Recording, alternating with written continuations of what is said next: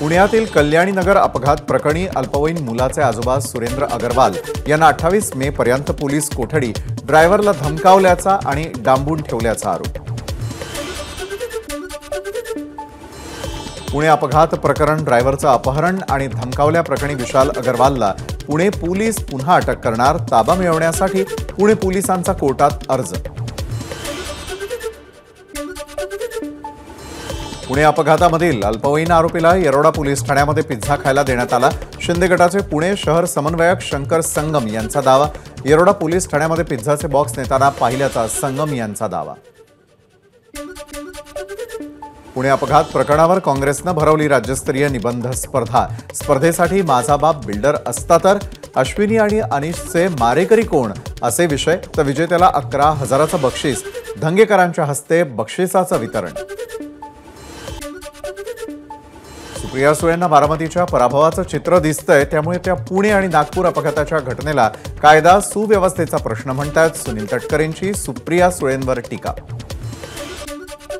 डोंबिवली स्फोट दुर्घटनेमधील आरोपी मलय मेहताला 29 मे पर्यंत पोलीस कोठडी, कल्याण न्यायालयाचा आदेश, तर आईची तब्येत ठीक नसल्यानं कोर्टामध्ये हजर केलं नाही।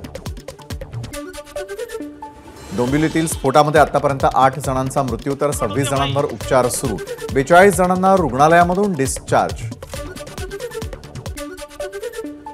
डोंबिवलीत 45 तासांनंतरही मानवी अवशेष सापडले। एनडीआरएफचं शोधकार्य आज दिवसभर सुरू राहणार। अन्य कंपन्यांमधील केमिकल इतरत्र नेण्याचं काम सुरू। जोपर्यंत शेवटची बेपत्ता व्यक्ती सापडत नाही तोपर्यंत सर्च ऑपरेशन सुरू राहणार, एनडीआरएफचे सारंग कर्वे यांची माहिती। विधान परिषदेसाठी ठाकरे गटाकडून 2 उमेदवारांची घोषणा। मुंबई पदवीधर मतदारसंघातून अनिल परब, तर शिक्षक मतदारसंघातून जमो अभ्यंकर यांना उमेदवारी जाहीर। ही शिवसैनिकांची शिवसेना, पक्षाची पकड अतिशय घट्ट आहे, विजयी होणार आणि पुन्हा एकदा विधान परिषदेमध्ये जाणार, अनिल परबांना विश्वास। कोकण पदवीधर मतदारसंघासाठी महायुतीकडून निरंजन डावखरे, तर मुंबईसाठी दीपक सावंत यांना संधी मिळण्याची शक्यता। शिक्षक मतदारसंघासाठी उमेदवारांच्या नावाबाबत महायुतीमध्ये चर्चा सुरू, 2 दिवसात अंतिम निर्णय होणार। बीडमध्ये बोगस मतदानाचे व्हिडिओ व्हायरल, परळीमध्ये बूथ कॅप्चर केला गेल्याचा शरद पवार गटाचा आरोप। या व्हिडिओ संदर्भात अहवाल सादर करण्याचे निवडणूक आयोगाचे जिल्हाधिकाऱ्यांना आदेश। निवडणुकीच्या 2 आठवड्यांनंतर बीडच्या परळीमध्ये बोगस मतदान झाल्याचा शरद पवार गटाचा आरोप हास्यास्पद। अजित पवार गटाचे उमेश पाटील यांची टीका। मतदानाच्या 15 दिवसांनंतर फेरमतदानाची मागणी केली जाते, यावरून पराजय समोर दिसतोय, त्यामुळे बोगस मतदानाचे आरोप केले जात आहेत। सुनील तटकरेंची टीका। रत्नागिरी जिल्ह्यामध्ये 27 मे पासून 10 जून पर्यंत मनाई आदेश। मतमोजणीनंतर कोणताही अनुचित प्रकार घडू नये, तसंच कायदा सुव्यवस्थेचा प्रश्न निर्माण होऊ नये म्हणून प्रशासनाकडून खबरदारी। नितेश राणेंनी म्हटल्याप्रमाणे उद्धव ठाकरेंना लंडनला जाऊन स्थायिक व्हावं लागणार। प्रवीण दरेकरांची ठाकरेंच्या लंडन दौऱ्यावर टीका, तर ठाकरेंवर राहुल गांधींच्या संगतीचा परिणाम झाल्याचीही टीका। नरेंद्र मोदी 10 वर्षांमध्ये 100 देश फिरून आलेल्यात आशिष शेलार, त्यांना काय सल्ला देणार? उद्धव ठाकरेंच्या लंडन दौऱ्यावर टीका करणाऱ्या आशिष शेलार यांना सुनील राऊतांचा सवाल। लहान मुलाला विचारलं तर तोही सांगेल नवनीत राणा पडणार, बच्चू कडूंची खोचक टीका, तर रवी राणांमुळेच नवनीत राणांचा पराभव होणार, कडूंचा टोला। अकोल्यामध्ये भाजप उमेदवार अनुप धोत्रे यांच्या वाढदिवसानिमित्तानं लावलेल्या बॅनरवर खासदार असा उल्लेख, धोत्रेंचे पक्षांतर्गत विरोधक समजल्या जाणाऱ्या रणजित पाटील यांचे बॅनरवर शुभेच्छुक म्हणून नाव।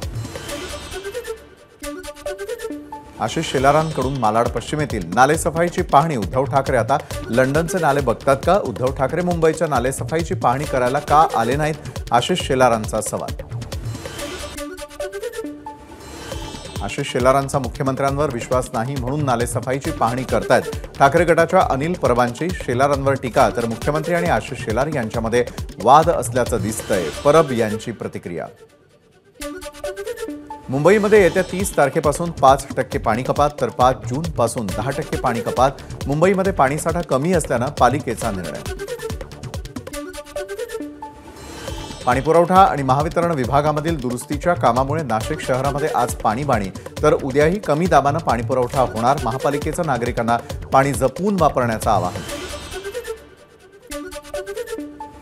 नाशिक शहरात सलग दुसऱ्या दिवशी आयकर विभागाची छापेमारी. सराफ व्यावसायिक आणि बांधकाम व्यावसायिक आयकर विभागाच्या रडारवर अचानक आलेल्या छापेमारीनं कर बुडव्यांचे धाबे मात्र दणाणले. नाशिकच्या रामकुंड परिसरामध्ये अस्वच्छता. उन्हाळ्याच्या सुट्यांमुळे रामकुंड परिसरात भाविकांची मोठी गर्दी. त्यामुळे महापालिकेच्या घनकचरा विभागाकडून रामकुंड परिसरात स्वच्छता मोहीम. ठाणे घोडबंदर रस्ता बंद असल्यामुळे भिवंडी चिंचोटी महामार्गावरती मोठ्या प्रमाणात वाहतूक कोंडी. जवळपास 5 किलोमीटरपर्यंत वाहनांच्या रांगा. भिवंडीकरांना मोठ्या प्रमाणात मनस्ताप. मुंब्रा बायपासवर ट्रक आणि टेम्पोचा भीषण अपघात. शेळ फाट्यावरून ठाण्याच्या दिशेनं येताना ट्रकच्या चाकात बिघाड झाल्यामुळे अपघात. या अपघातात एका पादचाऱ्याचा मृत्यू.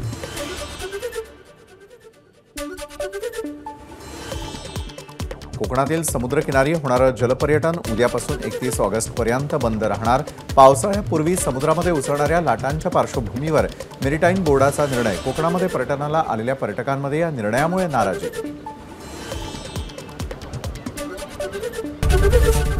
एबीपी माझा, उघडा डोळे बघा नीट.